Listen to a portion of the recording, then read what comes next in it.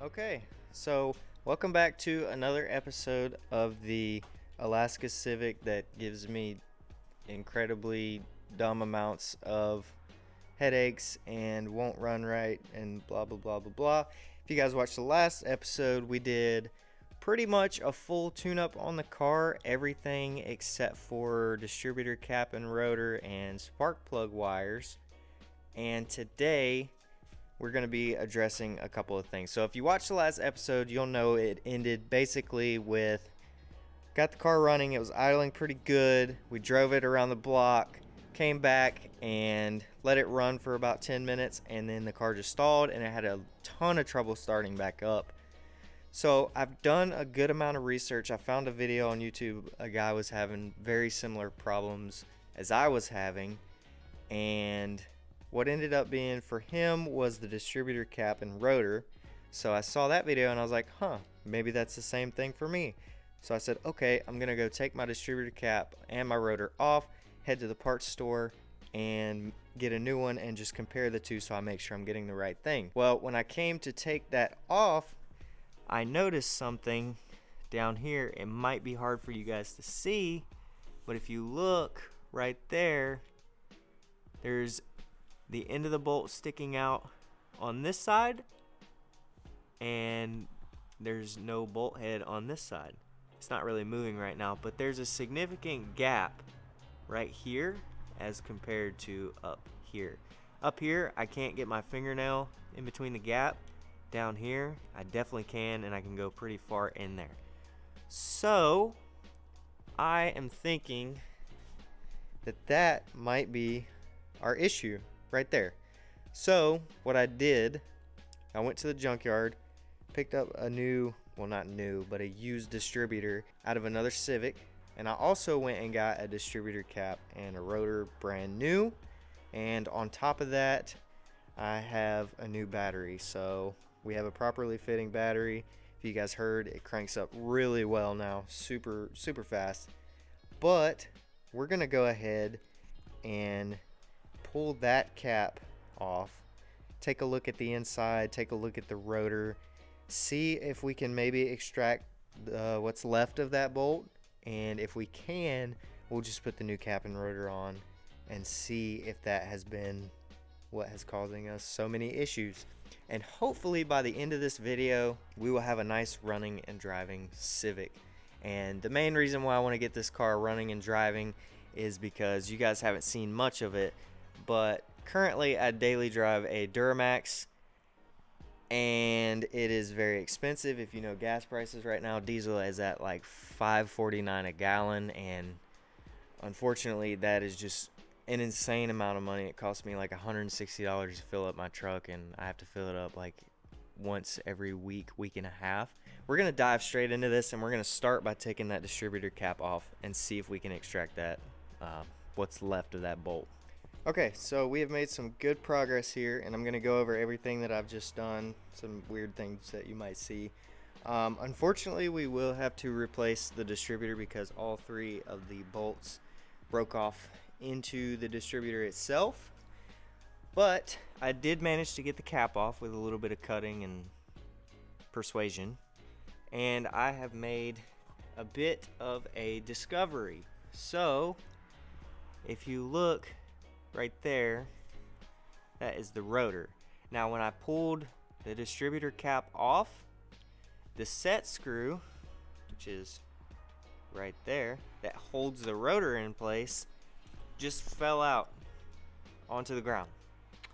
And then this rotor was not screwed in whatsoever, and if you look, there's a good chunk missing out of it.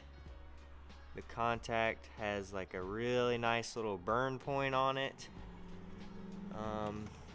There's a chunk missing out of this plastic piece right here. I'm not really sure what that does, but there's a good chunk missing out of that.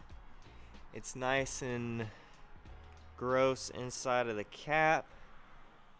Bunch of random crap in there, chunks missing out of the plastic. So I'm gonna go ahead and assume that the root of all of our problems is right there. So basically what I have done is I've gotten the car to as close to top dead center as I possibly can, using a little bit of a redneck method, sticking a long screwdriver into cylinder 1 and turning the crank pulley over here until this rises as far up and it stops rising. So I believe we're at top dead center. I'm just gonna hope if we go to start the car after doing this swap and it doesn't start, then we know where our problem may be.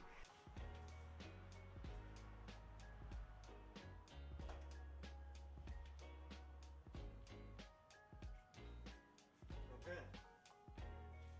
So here is the old distributor. As you can see, broken bolts. This is the new distributor. Well, the new one from the junkyard. I've went ahead and put a new rotor on, and I've also put a new O-ring on the bottom because this one was leaking pretty bad on the car that I pulled it off of, so I went ahead and put a new one on there since clearly the old one was shot. It was still there, but it was pretty shot.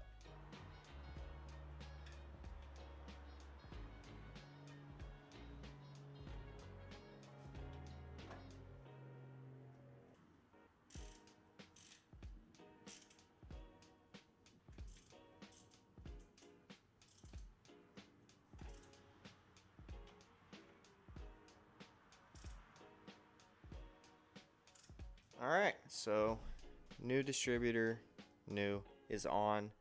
Gonna go ahead and get the cap on there, make sure that I transfer the spark plugs or the plug wires correctly, and then we'll get everything back together and fire it up, and hopefully we did everything right and it will start. Everything is back together, I think. I'm gonna double check everything one more time. So everything's back together. New distributor, cap, rotor, and I believe that's it, and then the O-ring on the distributor as well. So we've pretty much done every single tune-up thing possible to this car other than plug wires. So if this doesn't work,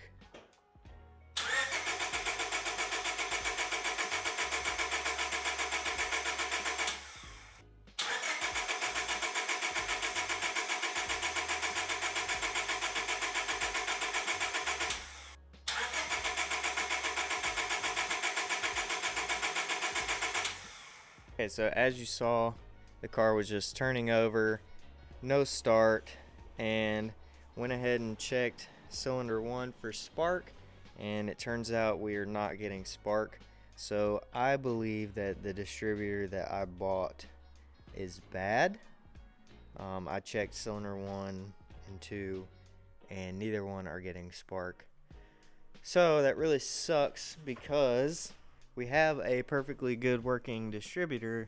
The problem is all three of the bolts that go into it are broken off in there. So unfortunately we're gonna have to end it there. Did not get the result that I wanted tonight, which really sucks, but I have work tomorrow and it's getting pretty late. So maybe we'll continue this in the same video. Maybe I'll just go ahead and throw in the next part of it. We are back with hopefully the solution to all of our problems on this car, and that is this right here. So this is a brand new distributor. I ended up picking up this distributor from, I believe, carparts.com. It was about 90 bucks with all the shipping and taxes and everything.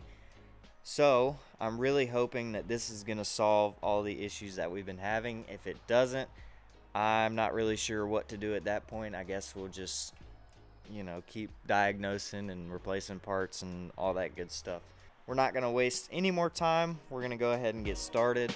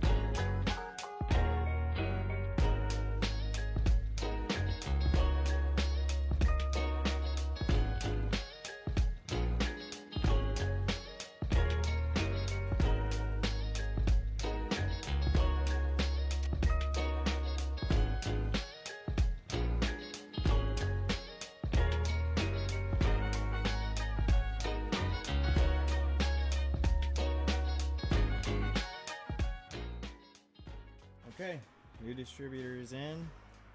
Plug wires are hooked up. I'm not gonna check for spark right off the rip. I'm just gonna try and start it and see what happens. So, fingers crossed.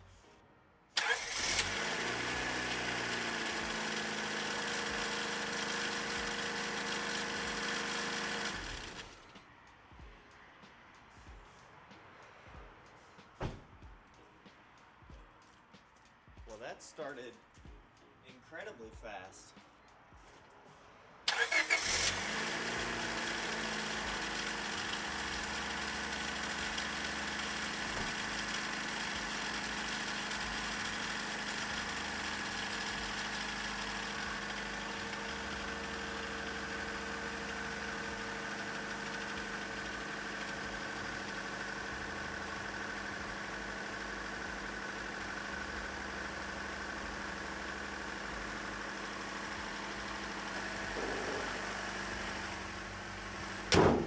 If you guys have watched any of the previous videos, you'll know that the issue that we were having is we would start the car, let it run for a little bit, and then we would drive it around the block, bring it back, park it, let it sit for about 10 minutes, and then the car would stall, and it would be extremely hard to start again. So we're going to replicate that. I'm going to let it run for a little bit, and then we're going to take it around the block just like we have in the past, bring it back, park it, and see what happens.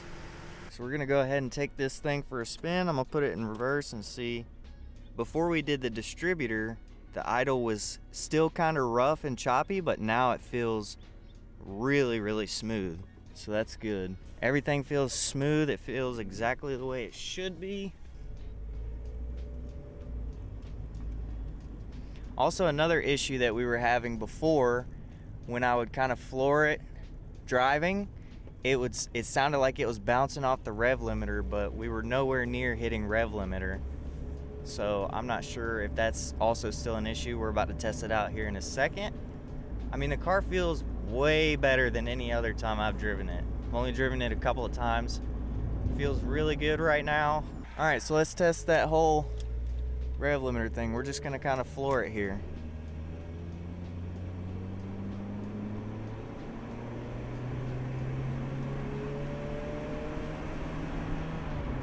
Okay, well that's gone. So that must have been a distributor related issue. I think the car's good, guys. So we are back from our little maiden voyage there, and we're gonna let this idle for probably a good, 10, 15, 20 minutes and just see if the car's gonna shut off like it did previously. Okay, car's been idling for about 15 minutes now. Still running, still idling really good. I think we solved the issue, guys. So that's pretty much going to be it for this video. I hope you guys have enjoyed this series so far. Hopefully, if you guys are having some of the same issues with your car, I've been able to maybe give you some ideas on what to do to fix it. But if you guys haven't watched any of the other episodes, please be sure to go and check that out. If you guys haven't watched the series on my 2001 Subaru Impreza 2.5 RS Coupe, go check out that series as well. I'll have links to all of that stuff at the end of the video. But with that being said, I appreciate you guys stopping by, and I'll see you in the next video.